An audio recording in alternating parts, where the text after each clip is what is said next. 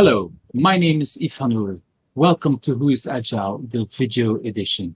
Today I'm going to talk with Rebecca Wirfs-Brock. And I read her book Object Design, and I think I read it somewhere in 2004. Back then I was playing around with Agile, yet my main focus was .NET. And yes, the software world has changed a lot since then. I still think that good software design stays as important today as it was back then. Although I think we've never met in person, Rebecca, her name keeps popping up in so many places, just like we keep bumping into each other online. And just recently, while I was reading the book Noise, I was looking for other people who read the book, and I saw how she links the software, so people who link that book with the software world, and she was again making that link that I was actually looking for. So in that sense, I'm really happy to have Rebecca here with us today. So welcome, Rebecca. Thank you. It's a pleasure to have a conversation with you. Maybe someday we'll meet in person. But I hope you and your family are well. Yeah. Well, yeah, my family as well. Although one of my children got tested positive this week, but so far he's has no symptoms at all. But yeah, I think that's the world we're living in today. That is indeed trying to stay healthy. I think the last 2 years have shown us even more than before how important that was, and how important being with family and taking care of those we love. So yeah, it's been a challenging time, I think, for many of us. But as long as we're healthy, I'm really happy that if that's the worst thing that happens to us, that someone is positive but has no symptoms, then I'm glad for this. Yeah. Thanks for vaccines, I would say, because everyone here is double, either triple vaccinated, depending on their age. So let's get into it. So that first question for Who is Agile that I still like to ask people is, what is something that people usually don't know about you, but has influenced in you and who you are? So I thought about this question, and I have actually two things. One that's about my professional life, and then one about my other life. So is it okay if I answer two things? Yeah, because it's okay. It's your interview, so please bring it on. Okay. Yeah. So when I was in college, one summer I spent the entire summer as a forest fire lookout on this remote mountaintop or in Eastern Oregon. And during that time, besides looking for fires and having to cook on a wood stove, and I had no electricity or gas or anything, I also would go to the library and check out books every 2 weeks. And I took again and I studied on my own calculus, which I had dropped out of when I was a freshman. So yeah, it was a lot of reading and reflection and being outdoors. So that's one fun fact about me, is like I could do self-study. And then the other sort of thing that, people may or may not know is that the first 10 years of my career, I was a uber geeky person developing sort of like the kind of software that runs on operating systems and whatever. So I wrote a universal linking loader. I was a project leader for a file management system built from scratch that used B trees. I wrote firmware for graphics terminals. I wrote probe software for probes on oscilloscopes in C. So anyway, I was kind of like this really geeky person. I guess that has a real influence on how you look at things and how you develop software these days. Yeah. I would say that both experiences actually kind of blend in. It's like I can read and study on my side, but I realize that you can go deep into anything if you put in the effort. I wasn't an expert in any of these things when I started doing them, but I persisted and learned about it. So, when I started as an engineer at Tektronix, I kind of read about how other things worked and then just did my own thing, for the linking loader. It's sort of like, oh, no one told me how to do it. I had to go figure it out. So. Well, I think still IT, that still is a lot of things. We try to do new things because if it's already done, well, probably there was some software that can help us with. But a lot of us in IT, we still have to figure things out and dive deep. That's that's definitely something. Well, maybe less these days, but definitely a lot of years ago, I would say. Well, I think we're figuring out different things. And we're having to try to, the devil is in the details, you might say, right? So you can talk about design ideas or agile practices or whatever, but really all those little details. And so so much more when you actually get into something and try to make it work. And we're building theories in our heads as we do that, because a lot of, when you're interacting with software, it's not under your control. So, someone who's really good at debugging, connectivity issues over the internet has got some skills that is quite deeper than someone else who's, figuring out database performance issues, for example, and we all get deep, when we have to, That's the thing. I think we all get deep, but on different kind of things, and that's when we work together that it really helps. So thank you for sharing this. So the next question was, if you had not been into IT, what do you think would have become of you? That's a very good question. I'm someone who equally likes the arts and the sciences. So I tend to think, having to pick one over the other, that's where I think software is kind of a blend of both worlds, actually. It would be something that probably is a blend of things.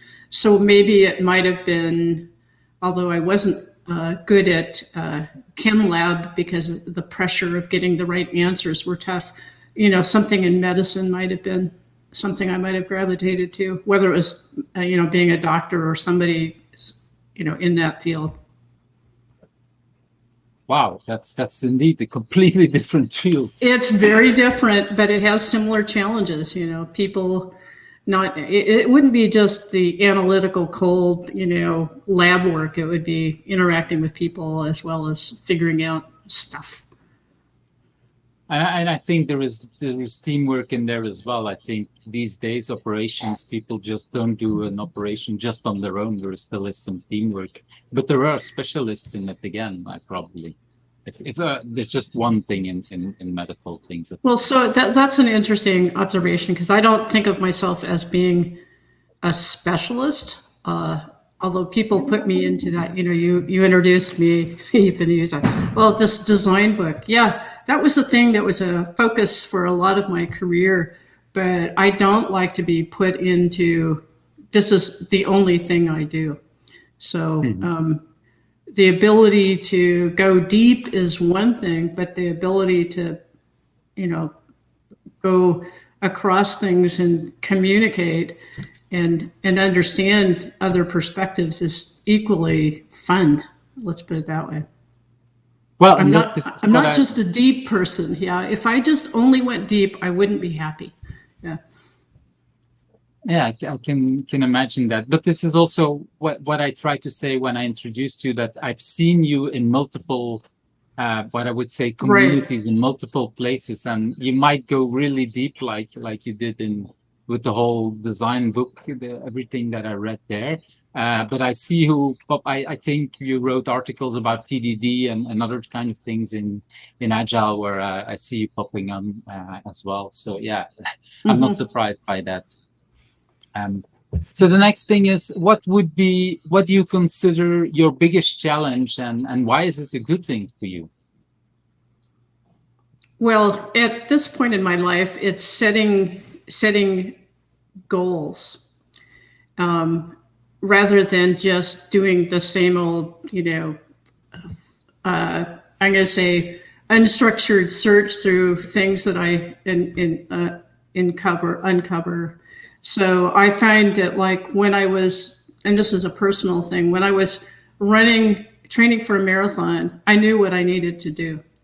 And now I'm not training for marathons. I'm still trying to keep a running discipline in the bad weather. It's raining outside, so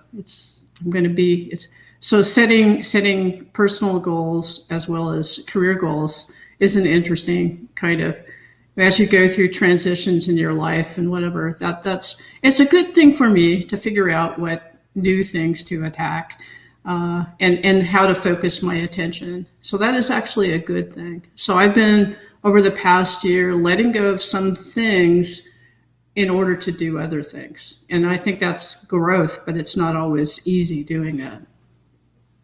Yeah, the things that we grow most of is usually the hardest things to do, in a sense. If it was easy, then probably it wouldn't bring that much value, or at least it wouldn't feel like it brings much value. Right. That actually brings me. Yeah, go ahead. Go ahead. Well, that brings me to that next question: that what drives you? Because you're talking about some goals, and what are the things that drive you in life? So I'm going to separate it out into professional life versus personal life too. I am driven by understanding and explaining. So that's just something I realized, that, which is why I wrote the object design book. I did not think of myself as the world-class object designer. I felt the need to really explain it. So explaining it to myself in a way that could also be useful to others was like double bonus, and so being involved in the Agile Alliance experience reports for the last 15 years was something where finding the story and helping people find their stories and explaining them in ways that are compelling to others, that hooked me. Got really involved in that. Writing patterns. Yes, I still, people are still writing patterns, and I wrote a bunch of patterns about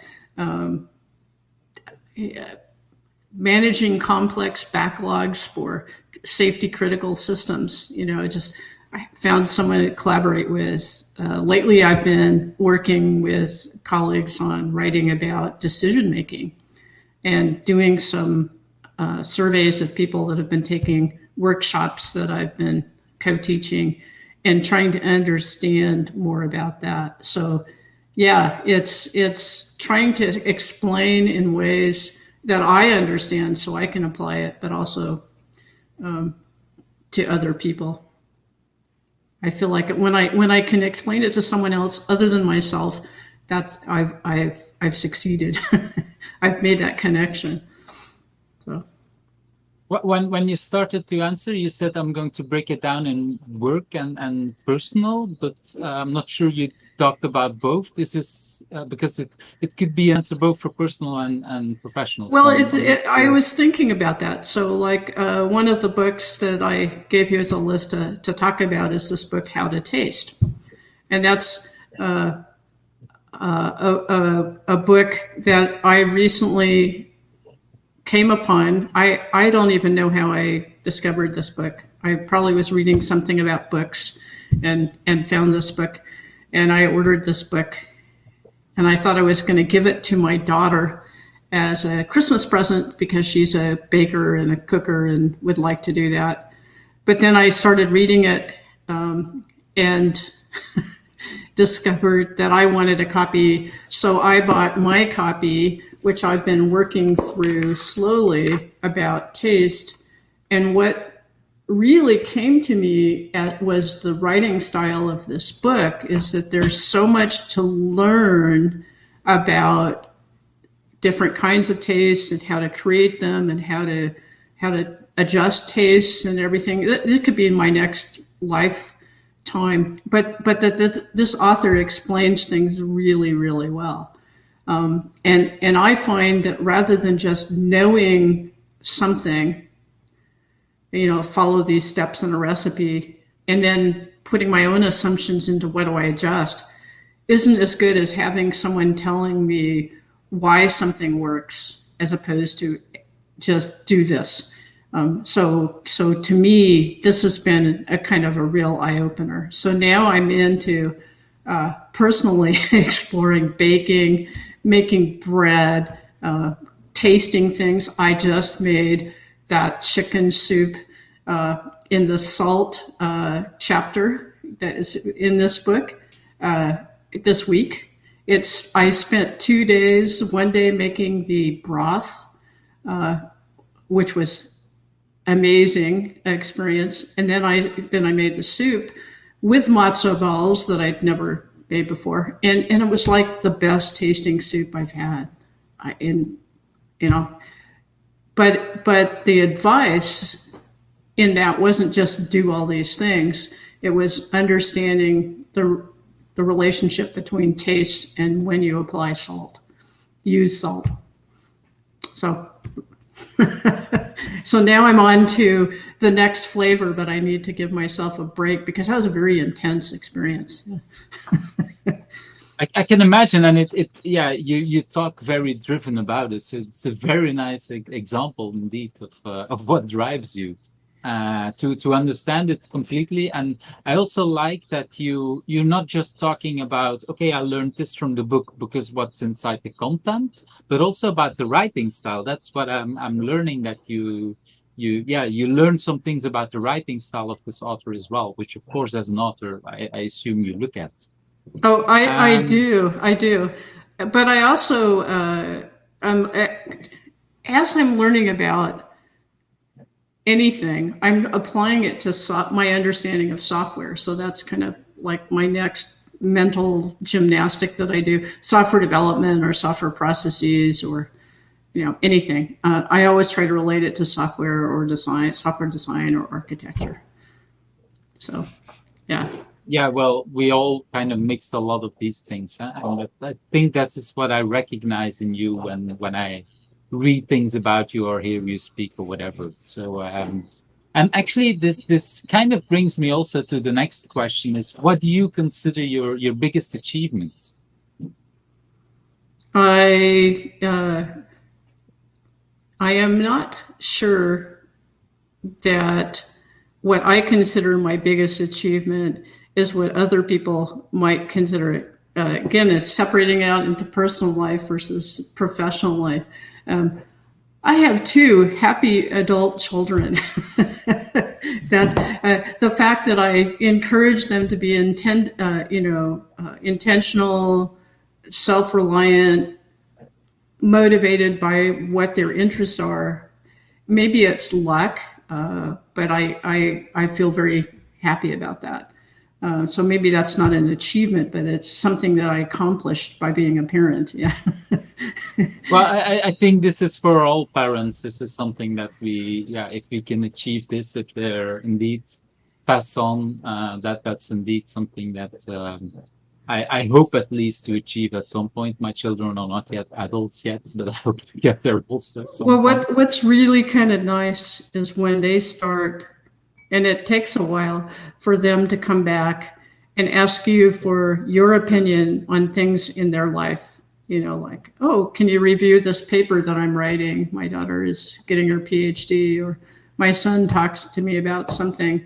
And they do it just not because you're mom, but because you're a person and they respect your opinion. That's kind of a nice thing. So you're talking as an adult to an adult at that level. Yes, yeah, which takes a while.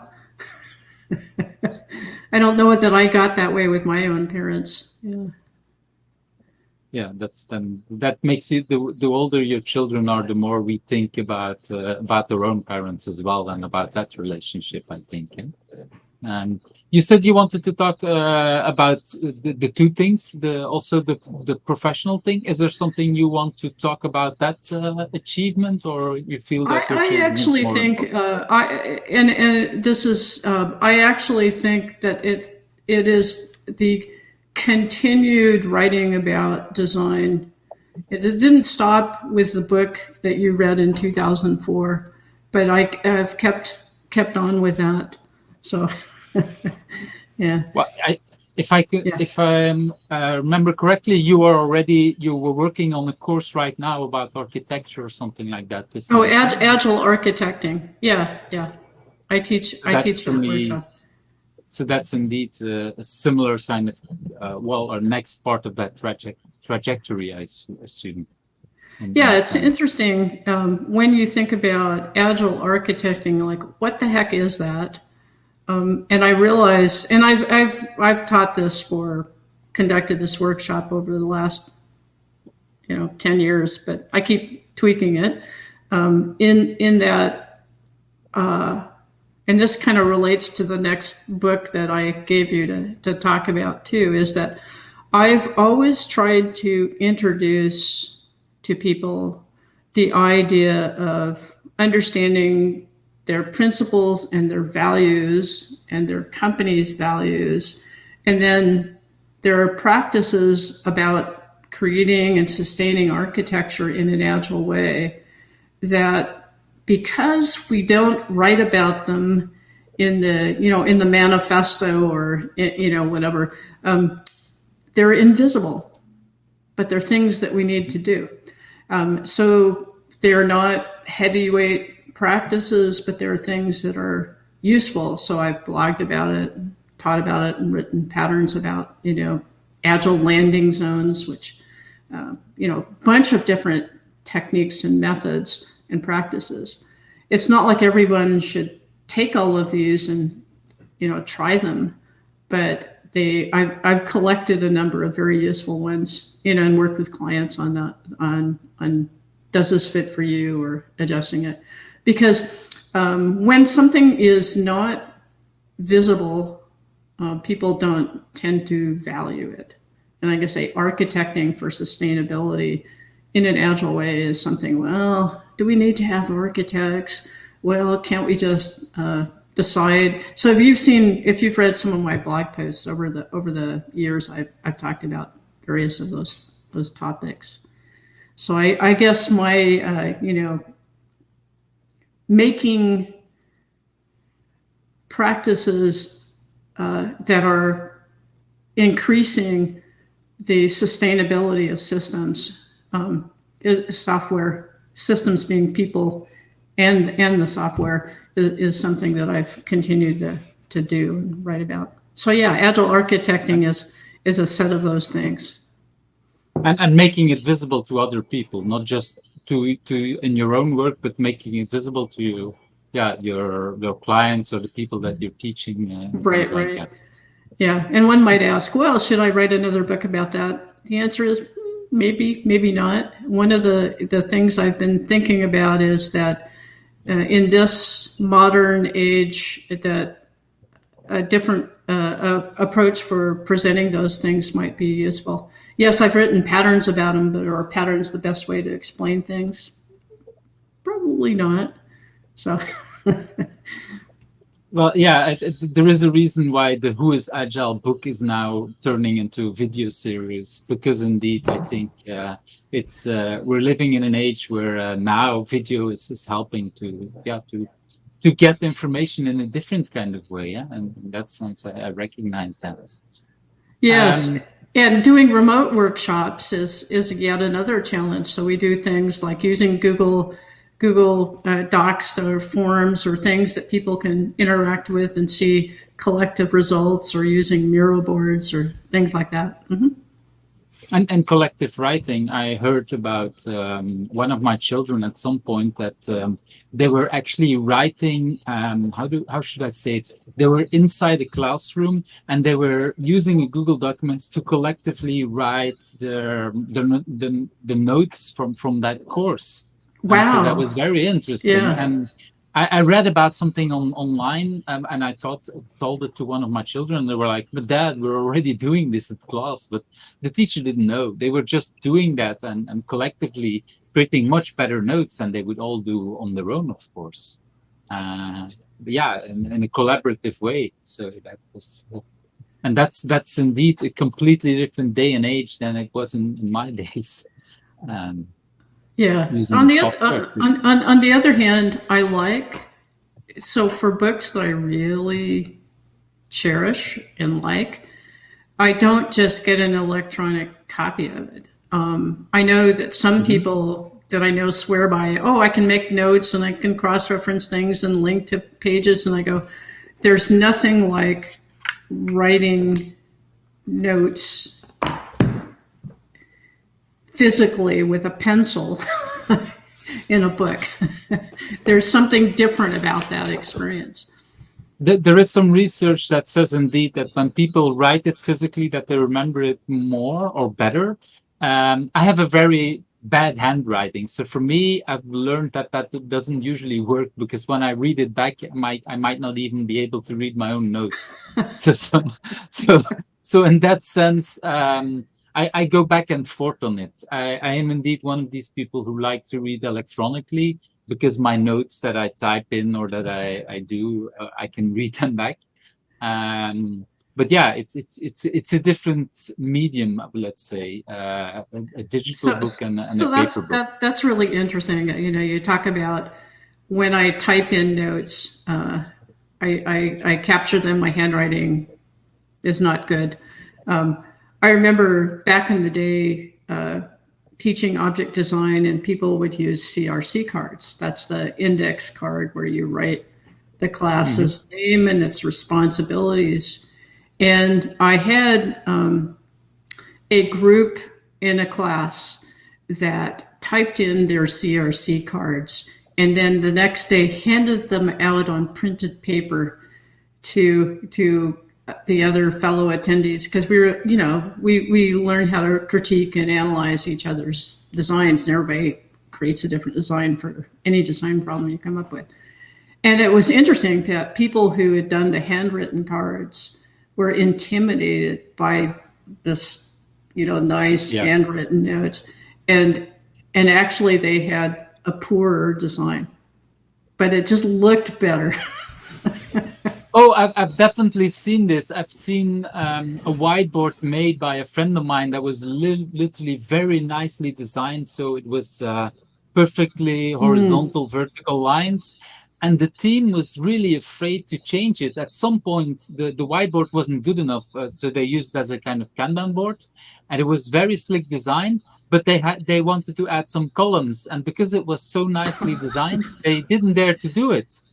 And I realized that it was much better if that design would have been just with a pencil or whatever drawn on the whiteboard. Slightly messy. Yeah. Slightly messy indeed. And yeah, for that kind of stuff, I fully agree. I'm also not worried about throwing away the things that I've typed. So that's definitely. Oh, that's interesting. Thing. Well, I know some people do worry about losing stuff, so typing it in is the only way to get it. And I'm going, well, and here, so however you can, yeah. I have partially that because I've lost the house when I was 19, so I lost basically most of the pictures of my youth and a lot of that. So I am afraid of losing pictures. So even just scrappy pictures on my phone, I don't like when my children or my partner might throw it away, because of have that kind of fear. So I recognize that stance as well. Well, good. You're a picture hoarder. That doesn't take up space in your living environment. Yeah. Well, that depends. I think if you would look at digital, it might take on a lot of space. But indeed, for me, I think ideas should not take space, and indeed, you should not be worried to throw a document away or whatever, an idea away for a better document or for a better thing.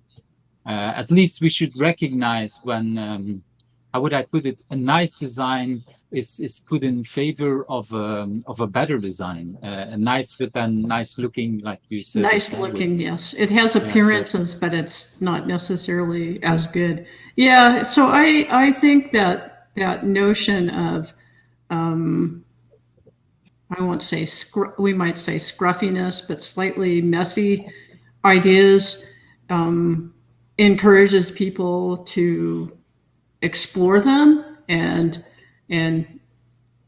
even if something looks really nice, we ought to take that perspective of exploring where the edges are. Like any model, any design that we have focuses on some things and ignores other things. This even goes back to object-oriented days, but any sort of model of how we work, or let's say team topologies or whatever, it focuses on one thing. And so if it looks really pretty and we just accept it, it's not, but we have to sort of take, even if we had a first reaction that we would just accept it, I think it's healthy to kind of pull back, sort of like in this moment of perspective and saying, well, what would happen if, we have to recreate it or whatever. Yeah, or something. Yes, or try to explain what it's focusing on. Because this is sort of off track, but any of my favorite people who just like to flame throw at Agile practices, typically it's because they're focusing on something that is left out of a particular model or practice that they would see, or it addresses something that they think it shouldn't. And no practice, no model is something that's perfect. It may focus on one thing and not talk about anything in another area, but sure, that's important. So it only represents the essence of what whoever created it wants to think about. Focusing on that. Yeah, exactly. And indeed, we might need some. This is for me what's part of the Agile Manifesto is like, okay, we don't want to focus on tools, and if we want another tool, another ID, we can just create the one that we need. In that sense, the Agile community, there is no community that created more tools and methods and IDs than the Agile community, I feel, because we all think that we are missing something and we create something else. With the good and the bad with that, of course. That's actually interesting, good or bad based on your perspective and your context. So I think it has had a healthy evolution of practices, and in my own little way, trying to put in architecting or design practices in there, which we don't really talk about. It has been my contribution in that area, but also in sharing the wide experiences that people have had. Everyone, when you get to it, when they tell their story, has done some variation on a theme.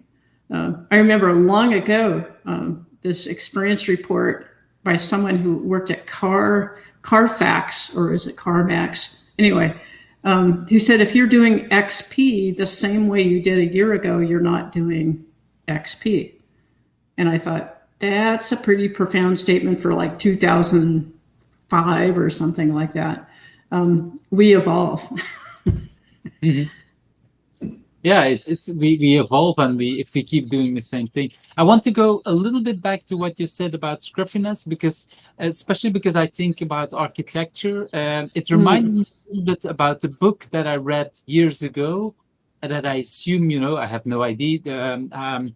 How Buildings Learn, where I don't know if you know that book, where that author also talks about scruffy, what I would call scruffy buildings, where if they're not fully perfect buildings, that people redesign the building much more and dare to do more stuff with it. And if it's a perfect building, that people are afraid to add electricity or whatever that they need. not sure if there is a link there between these things. I'm just seeing things, or No, so I don't remember that aspect of that book, but learning is through adaptation, right, to the needs. And I don't necessarily think that it's hard for people to let go of practices that no longer work for them, right? We just keep adding, the hoarding mentality. But I actually think that, that's talking about this book, reading about biology, is that biological autonomy, which is a very theoretical book, that challenged me in many ways, is that why do things become more complex, like life forms become more complex over time? It's probably because they've had a million opportunities to mutate, and they have ability to replicate. But our systems and our life processes could not exist if we didn't have ways of cleaning out, the excess stuff that as we go through metabolizing or going through our biological processes. So cleaning up and repair is just as important for something to live and survive as creating new stuff. And that's, if you think about agile practices, we talk about delivering value to customers, but we don't talk about that invisible stuff of the repair and the ability to replicate and all those sorts of things. So we have that sort of infrastructure that kind of goes back and keeps things working, is something that is so important. Maybe it was obvious to the people who wrote the manifesto, but they didn't mention it. It was so obvious they assumed that we would do that kind of repair, Or not. We don't know. I wasn't there, so I don't know if they thought about it or they found it so obvious indeed. I want to go to the next question, is that I think we talked already briefly about it, but do you have some personal agility tips, something that you use that you think that, okay, this is something that is helping me, that you would call personal agility? Is there something that you want to share there? Well, so I always have something to write on wherever I am, whether it's at my bedside or in my chair in the living room. I really have something to take notes on. Now, if you're electronic, but the thing is that, again, am I trying to organize these things? But no, when thought ideas happen, I jot them down. So that's just something, is like, don't necessarily expect to do things with all this stuff, but I find it just a very interesting. It's sort of like personal observation. I guess it's personal retrospective as I'm going through my day. I just do that. And you then reread that at the end of the day, at the end of the week, No, or you just write it down for you? I just write it down, and from time to time, sometimes like maybe in the beginning of a day or a week or some cycle of new ideas, I go back and say, oh, what was it? Yeah. And so I had intended to take notes about my cooking, and I realized, wow, I could really drown in all those notes. So I've sort of avoided doing that. But my husband says, well, you should take pictures of what you're doing. That's another kind of note-taking, of course. Mm-hmm. That's a different kind of thing. Yeah. So I've been taking pictures instead of writing the notes. But there's a lot more. Well, so when I have a picture like that, there's a lot of things that come to mind about, relative to that picture. Like, why did this taste so good? Or, what happened here? So at least it's a memory. Memory. Yeah. It's a rich memory. Yeah. It's hard to put taste or smell into writing or in a picture anyway. So yeah, it's a different kind of thing. We're not there yet. Maybe. No, I think actually we could get better at it. Yeah. Well, so speaking about that, I always hated the term, still don't like it that much, when people talk about design smells or code smells or Hmm. architecture smells. Because in the English language, smell is not necessarily a good thing. Hmm. Odor is not, aroma is a good thing.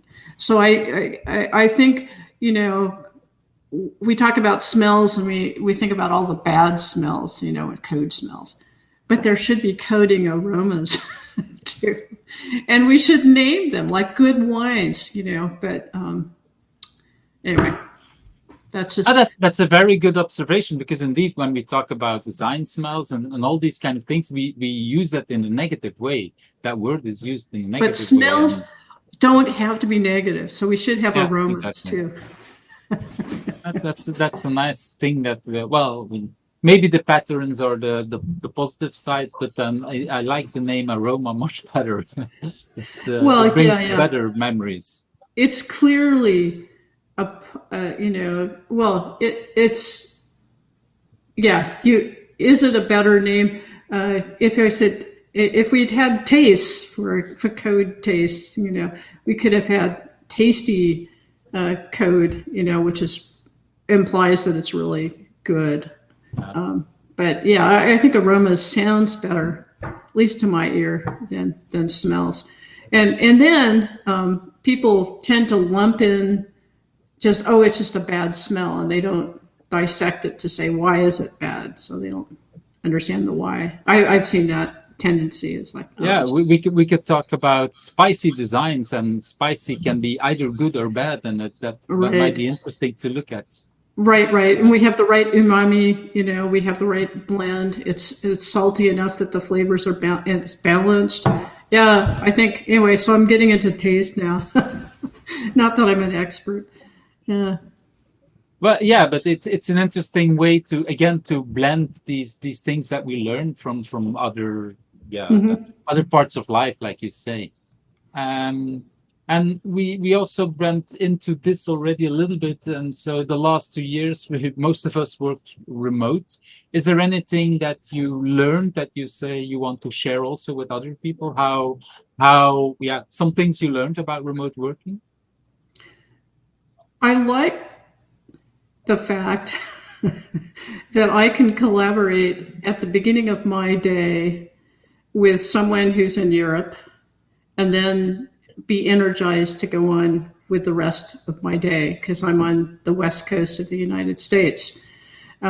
So, but when I'm trying to coordinate, like I'm having some writers' workshops next week for the patterns community between people in Europe, the US, across the US and Canada, and in Japan, it's really a difficult thing to do.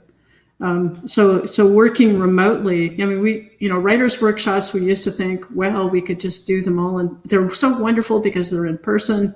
They can be equally wonderful online, but it's more challenging, but you get to meet people around the world, and we don't have to travel to do that. Now I miss seeing people in person, but the fact that I can just have these, collaborations, and because of our time zone shift, it's almost like you can mention something to somebody, and then, or they can mention something to you, and by the next time you meet up, online or whatever, remotely, they've carried ahead, so collaboration can seem like it's going on forever. When does it stop? Well, yes, we are all sleeping and eating, but so those are a couple of, there's benefits from working Yeah, remotely. I heard about people working in with a team that was across multiple time zones, and when people stopped working, by the next day they come to work, the work has progressed already Right. 1 or 2 days because there's other people time zones away that kept working on it. And one of the advantages I heard there is people said, I can stop worrying about my problems because the next Exactly. time I see the code, there are other problems there. and other people have taken care of my problems, and yeah, so it's so in a sense it helps some of these people to let go of their worries of the day, because it's I absolutely believe that. And finding times of the day that are energizing to collaborate with people across different time zones can really work. I mean, I remember spending time. I joined the people doing Cucumber for the remote mobbing for a few sessions in order to collect some of their heuristics for how they worked and designed, and also to be part of the team and see what it was like.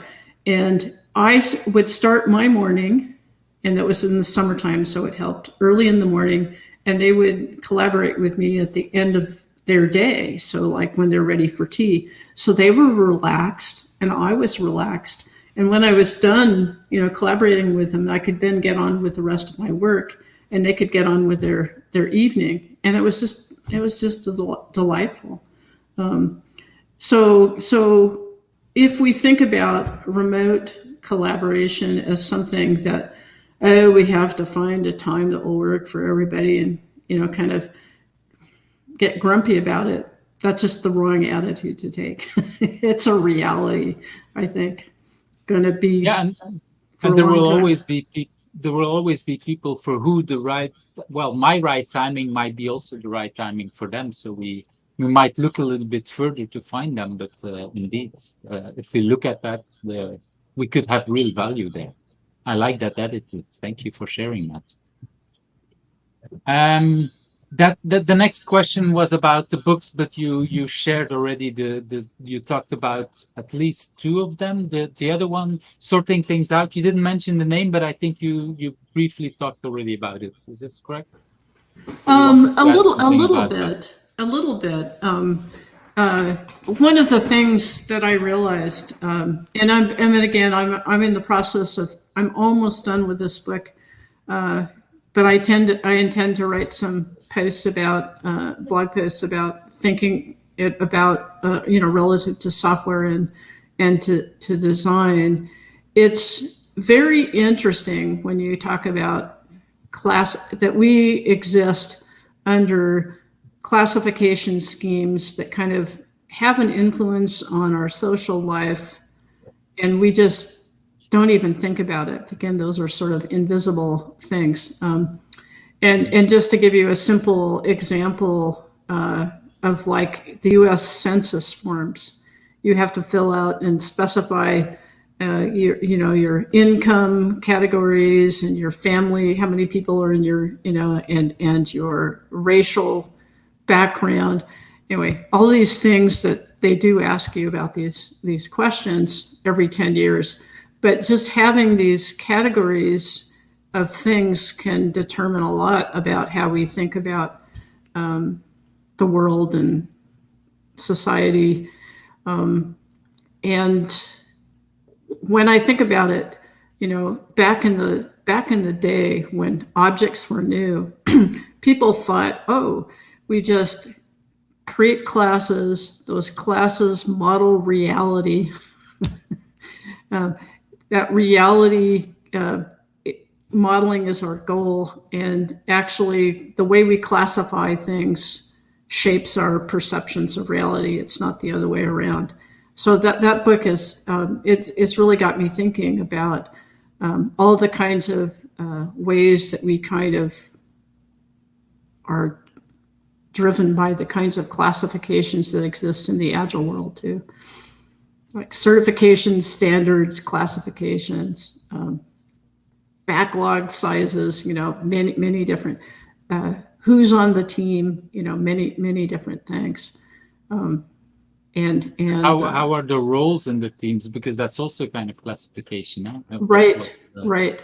And what's interesting about this book, Sorting Things Out, it says there's always the invisible that doesn't fit into a classification scheme.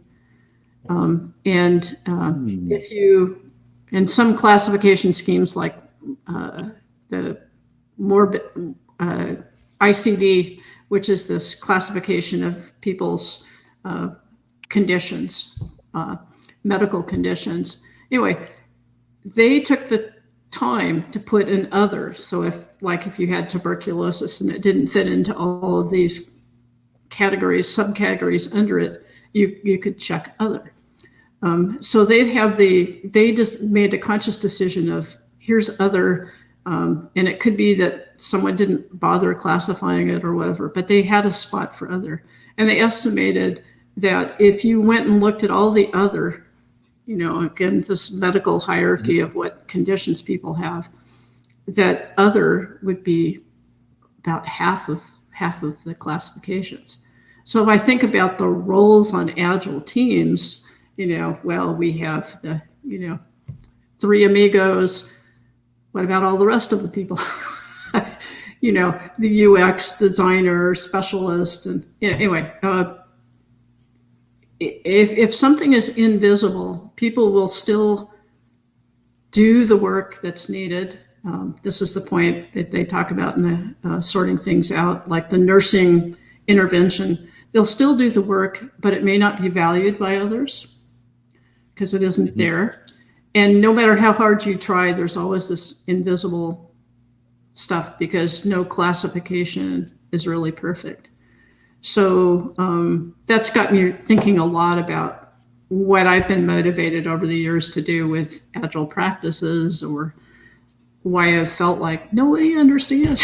It's because it wasn't visible, It's, who does that rule? Yeah.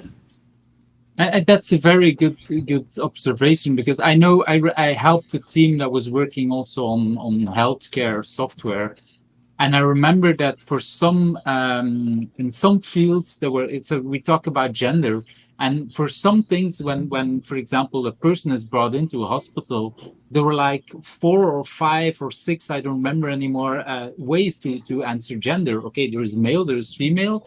There was also like we don't know, in the sense that this is a person brought in by an ambulance and we haven't checked it yet.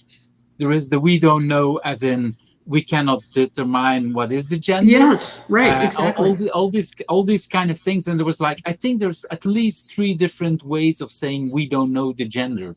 And I found that very, very interesting. And it was different for a person that was brought in by an ambulance, as for example, at birth. Yeah, we don't know it at birth yet, but what is the gender, and all kind of things. And I thought it was really interesting to think in a broader way about gender. And I'm not even thinking about non-binary people and things like that. It was pure on a medical sense, because it is important for some things.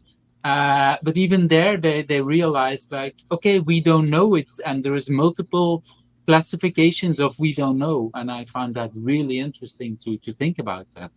Yeah. So in the software world, when we think about requirements or acceptance tests, it's usually yes or no, and then we add, but there are also these hidden categories of work that need to be done, and then there are the quality aspects of I'm talking about system quality aspects that may or may not be specified, or we have to determine them. And it's just a lot more complicated than just thinking this is all that we do.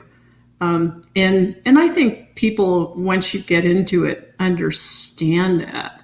But sort of I won't say the optimistic view, maybe it's naively optimistic, is that that's all there is, right? And if you just, think that's all there is, then you kind of stop thinking about when problems arise. You think, oh, that process, Scrum doesn't work for me, or whatever, or Kanban doesn't work. How do I deal with this? It just is. So nothing is just according to the frame that we use. It just isn't. It's a simplification. Exactly, it's a simplification. And I think that's mostly dangerous for people who have never done the work or who are not in the field, that they only look at that kind of model and think this is how the world works. And it's a simplification that helps for a lot of things. But in the real world, we have things that are not that simple, and yeah, that we need to find out how to make it work in a sense. Which is wonderful. Which is wonderful that so many things work, right? I mean, because they're all this. I mean, things work pretty well. Processes, and I mean, we can have grumpy people talk about it, but stuff works pretty well because humans are pretty resourceful in figuring out ways to make things work. I'm just constantly amazed, in teams and people figuring stuff out. Yeah, exactly. If you're into the software, you can indeed become very grumpy and see all the problems. But if you look at how things are working in the real world, it's mostly working. Yeah, it's mostly working indeed. Well, it's also constantly not working in places, but it can be repaired and keeps working. Yeah. Yeah, and we can work it out and figure it out. And it's mostly when it's not working, it's because software forces you to only work in this way and to not allow to work around or whatever. And then that's the kind of thing. So the one of the questions that I'm personally most interested in is that question that what's the kind of question that I didn't think of that you think that I should ask you, and what's the answer? Is there something like that you think I wish you asked me this or somebody else asked me this before? Yeah, what's next for the Agile community? Wow, you have an answer to that? I have an answer. Change. Great. Yeah, we've talked about evolution, and I think that we have enough energy to sustain Agile practices, but expect their evolution and adaptation. We're doing different kinds of things than we were doing 20 years ago. And, we should be uncovering new ways. And so being open to that. So that's a broad answer. The wrong thing to say is, oh, that's not Agile. That's the one thing that might, if people tell me that, I feel already my whole body like when they know. Yeah. I'm glad you mentioned that first sentence. For me, that first sentence in the Agile Manifesto, that we're uncovering new ways of working. That's, for me, is basically is almost the most important sentence in the Agile Manifesto. This is why we're doing it. We constantly want to learn new things in a way. And so, there was a talk last year at the XP conference. Steve McConnell gave, and some people might have thought an inflammatory talk about what's wrong with the Agile Manifesto and how it should be fixed. And I go, good for you. You're not saying throw it away. You're saying here's how I adapt it. Here's what it really should say. Fine, that's your point of view. Great. Go have at it. I thought that it was thoughtful, but also somewhat thought-provoking intentionally. But so I tend to take a more of a spirit of let's just figure some things out. One thing that I've learned from the patterns community is that patterns, good patterns, patterns that are clear, explain the context which the people who discovered them, not invented them, found that they worked. So, as our environment changes, things are going to change. So yeah, and things that might be really good at some point are no longer good in another point. And that's why that is also indeed one of the things I like about patterns is that it's explained, or it tries to explain this is a situation where you should use it. And in a sense, it also says, and this is where you shouldn't use it. If you don't have this context, then it's probably not a good thing to do. You can try it. Well, you can try it, but yeah. And so, I think a lot of the Agile practices weren't written in Agile form. They didn't tell you the context. So people find they have to discover the context. But that's the kind of stuff that I think is useful. And why do we think that there's just one way to do things?